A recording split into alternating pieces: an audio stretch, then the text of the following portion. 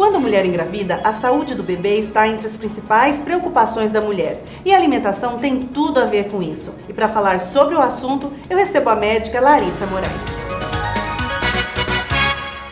Larissa, alimentação para mulheres, o que diferencia? Mulheres precisam de nutrientes específicos e os homens menos determinados nutrientes? A mulher ela precisa de alguns nutrientes a mais.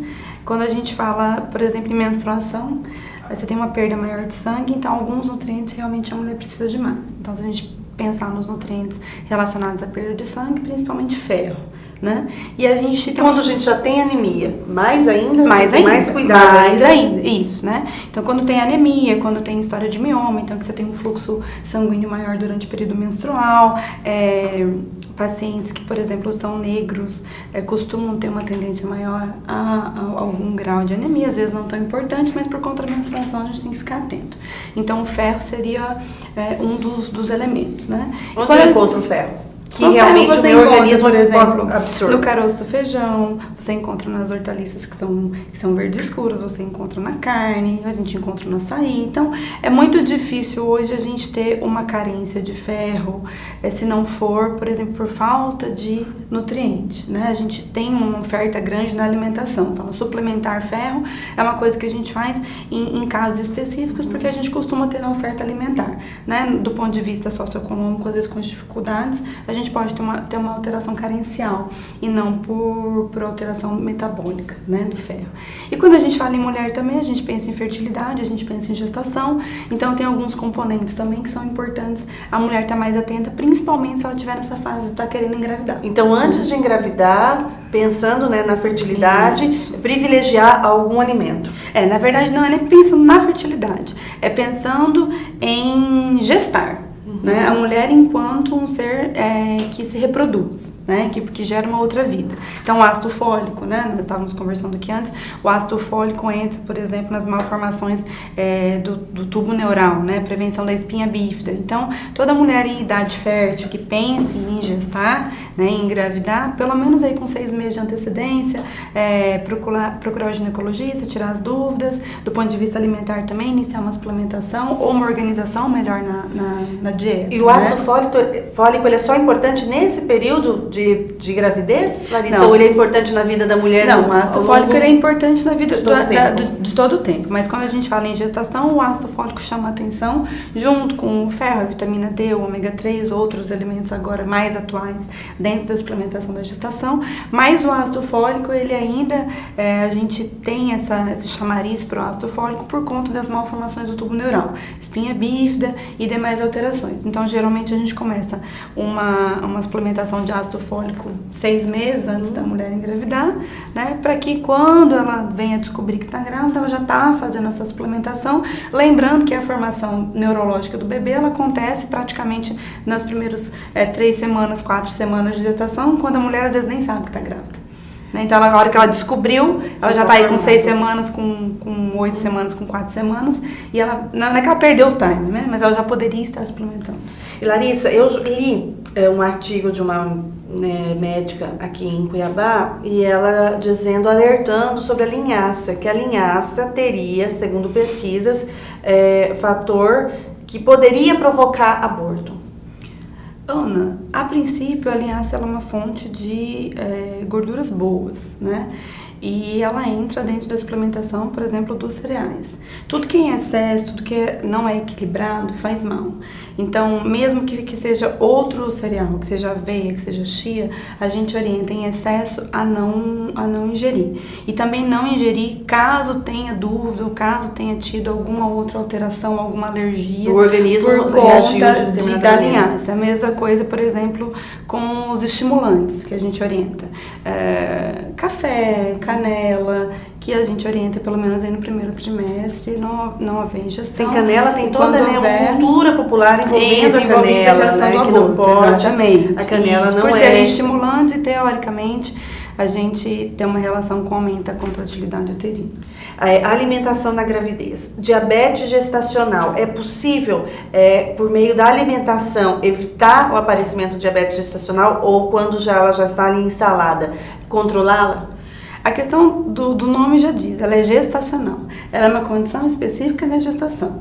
Então, quando a gente descobre o diabetes gestacional, a gente tem meios, do ponto de vista alimentar, de controle da alimentação, do açúcar, dos carboidratos, de você controlar isso, né? Mas a gente não consegue, por exemplo, predizer se você vai ter o diabetes gestacional ou se eu vou ter. A não ser que a gente observe que o paciente venha ganhando muito peso, né? Então, assim, são fatores que colaboram para o diabetes gestacional. Mas uma vez que você tem o diabetes gestacional, a gente consegue corrigir isso ou controlar isso durante o período da gestação. Mas a gente não consegue, por exemplo, fazer uma prevenção do diabetes gestacional. A gente consegue, desde o início, traçar planos de uma alimentação mais adequada durante a gestação. Que isso a gente tem que fazer independente do paciente vir a desenvolver ou não. Claro que no paciente que já começa uma gestação acima do peso, que tem um histórico, ou uma gestação anterior, que de repente tenha tido, aí a gente tem mais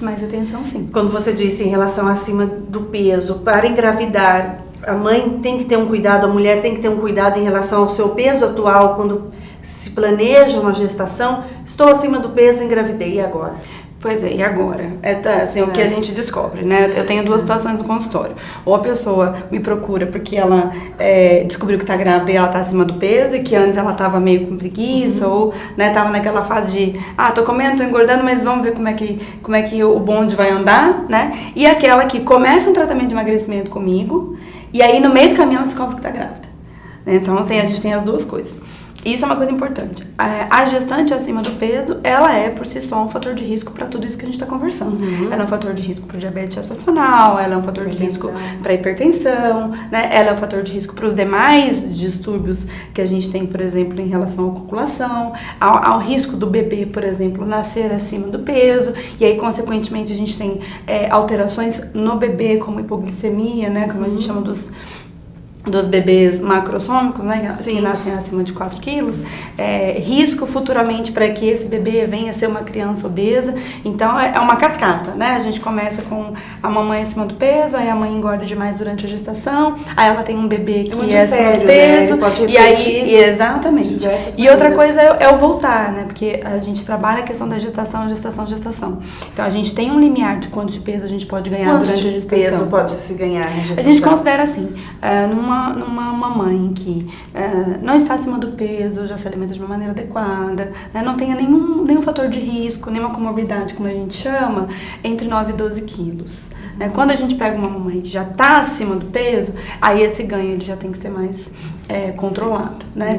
E uma dúvida constante, assim, das mamães em si. O quanto eu devo ganhar em cada trimestre? Ou devo comer por 2? A gente estava conversando. Comer por 2 é um mito. Eu falo assim, eu tive gêmeos, mas eu tenho que comer por 3. Não, né? Isso não existe. Na verdade, o primeiro trimestre a gente chama de uma fase anabólica fetal. O que é anabólica? De formação.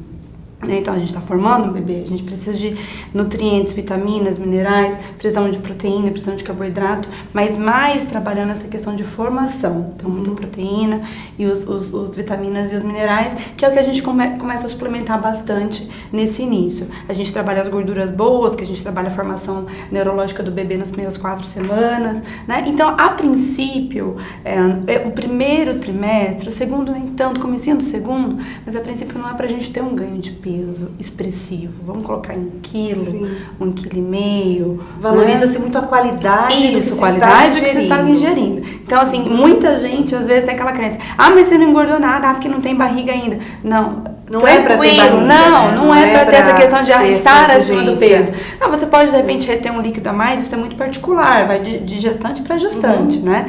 Então, uma pode reter mais líquido, ganhar um pouquinho mais de peso, mas não é estou grávida, estou na condição que posso comer tudo que quiser agora. Muita gente tem a questão da gestação como um momento em que se liberta para comer, tudo. Eu entendo, né? Eu falo assim, fiz isso durante a minha gestação. A gestação dos bebês eu ganhei 8 quilos, uma gestação que eu tive um parto prematuro, né? Mas a gente tem que, assim, você pode comer o seu doce, você vai ter o desejo da grávida, mas a gente tem que sempre estar pensando que a gente está formando uma vida. E ter esse cuidado, né? Ter o doce, tudo bem, eu vou comer o doce, mas todos os dias, em todos os momentos aí a falta do equilíbrio. Isso. Eu sempre converso assim com as mamães. O começo da gestação, ele é seu. Ele é seu no sentido assim, se você ganhar peso, esse peso não é do bebê. Esse peso é seu, você que ganhou. Agora, quando a gente fala do final da gestação, aí sim, aí nós estamos com um bebê que está ganhando peso. Ele já está formado, ele está ganhando peso. É o momento dele. Então, eu ganhei 3 quilos no final. Ok, vamos pensar aí que pelo menos 80% foi do bebê. Né? Então, a gente espera um ganho de peso no final da gestação. Acima de 24 semanas já começa a ganhar um pezinho a mais. E quando entra na 30ª semana, já no final, 7, 8 meses, no finalzinho da gestação começa a ganhar peso. Larissa, então o cardápio ele vai se modificando a partir dos trimestres da gravidez? O cardápio não, mas às vezes a quantidade é a relação de nutriente. Então a gente sabe que no início é muito formação, então eu tenho que estar mais atenta para as vitaminas, para os minerais, para a gordura boa, né? Sim. Então lá no final a gente tem que ver um aporte mais de proteína, né? Tem o carboidrato que é o vilão, que é o vilão. Ele sempre tem que estar, a gente tem que estar ajustando, sempre você vai comer, é a quantidade que a gente vai ajustando em cada fase da gestação junto com um acompanhamento de nutricionista na equipe, por exemplo, que eu tenho um nutricionista na equipe, a gente conversa e vai fazendo essas adaptações. E quando você diz a questão do nutricionista na equipe, é interessante porque é diabetes gestacional. Eu tive diabetes gestacional. Em nenhum momento ela ficou fora do parâmetro, ela ficou controlada a gravidez inteira. Excelente. Por conta de orientação nutricional. E tá seguindo a risca. Seguindo a risca e sabendo, entendendo os alimentos, que determinado alimento compensava o índice glicêmico de outro. Excelente. Então eu consegui levar a gravidez o tempo inteiro controlando, furando o dedo o tempo inteiro, e eu não tive nenhum incidente, nenhum momento por conta de orientação. Isso precisa. E para entender como acontecia isso no corpo. Fazem, porque é muito sério, diabetes gestacional não controlada pode levar a óbito do bebê. Isso, exatamente. E outra coisa que é bacana é a gente ter um bom relacionamento, assim, é um tripé, né, dentro do meu consultório. O médico que trabalha na nutrologia, o nutricionista e o obstetra, né? Então, assim, e o paciente ser tá verdadeiro, né? Isso, e ser verdadeiro e contar. Exato. Comer um ovo de Páscoa, panetone, um chocotone, né? Essa época é uma época essa época é uma época crucial, né? Festas. Então, assim, essa época o consultório é abarrotado de gente querendo emagrecer. Tem férias. Para as férias, pro verão, né? O pessoal começando nos 49 no segundo tempo, mas acontece.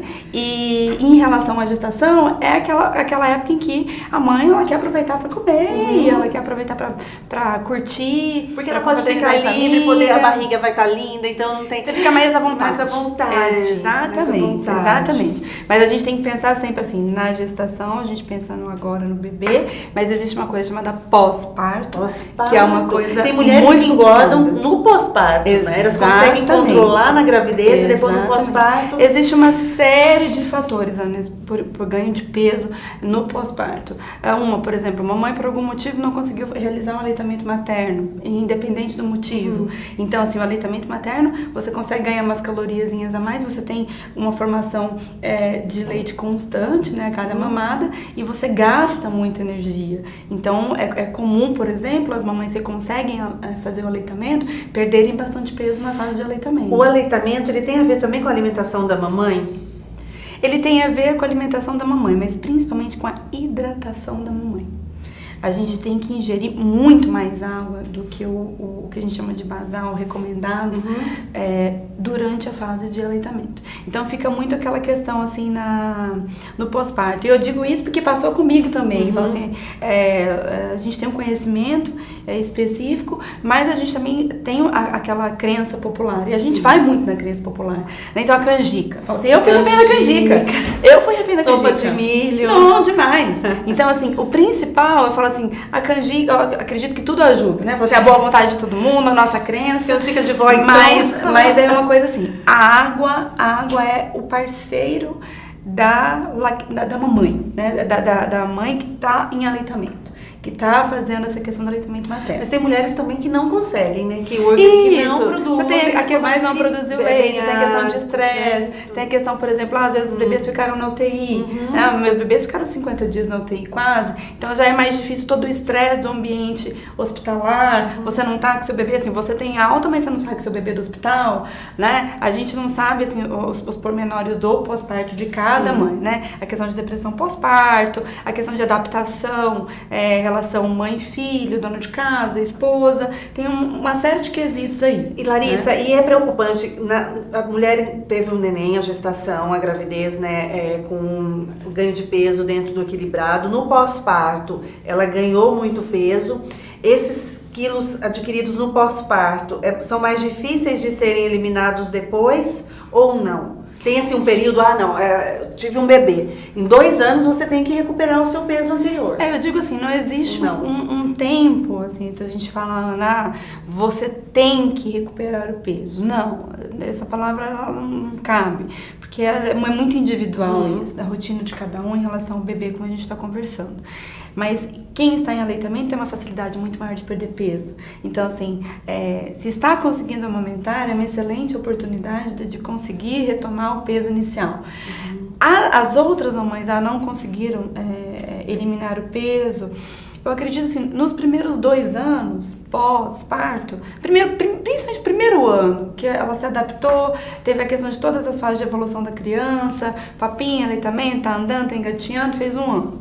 Agora, assim, já estruturei um pouquinho a casa, vou cuidar de mim um pouquinho. E também se ela fez parto cesárea isso tem bastante diferença, né? Se teve alguma intercorrência durante o parto, ela teve que reoperar, né? Eu falo assim, eu tenho bastante experiência nisso, porque tenho uma gestação gemelar, tive complicações pós-parto, tive bebês que ficaram muito tempo na UTI, então, assim, consigo dizer com bastante propriedade de experiência própria, não enquanto médica, que isso interfere muito. Né? A ansiedade de você ver o seu filho numa incubadora pequenininho, você não poder estar junto, você chegar em casa e não tem ninguém, você tem que trabalhar, você tem que gerenciar a casa, é muito difícil. Então a ansiedade nessa hora toma conta e às vezes, muitas vezes a gente acaba ganhando peso por conta disso. Às vezes você não consegue fazer atividade física, teve alguma complicação pós-parto, não consegue, né? Mas tudo isso tem um período, né? 1 ano.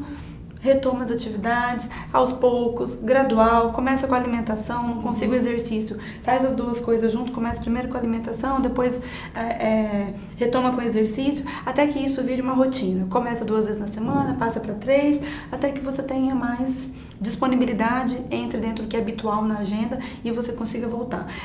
Eu aqui compartilho de não alimentar mais a ansiedade por não estar no peso. É claro que estar fora do peso é uma coisa que não é saudável, né? Mas se permita esse momento de reestruturação sua enquanto mãe, mulher, né? Gerenciar tudo isso e começar a organizar para perder o peso na sequência, caso não consiga, né? Larissa, a alimentação relacionada à cultura, eu vi um livro que conta esses mitos realizados, né, vinculados à alimentação na gravidez. Até anotei umas curiosidades para compartilhar com vocês.